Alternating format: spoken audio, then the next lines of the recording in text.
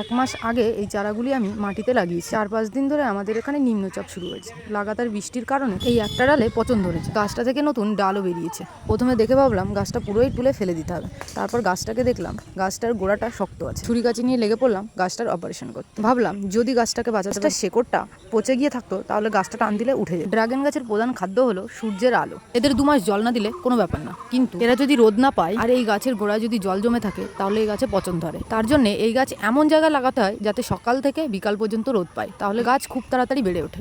গাছের যে অংশটুকু পচন ধরেছিল সেই অংশটুকু কেটে ফেলে দিয়ে আমি সেখানে হলুদ গুঁড়ো লাগিয়ে দিচ্ছি।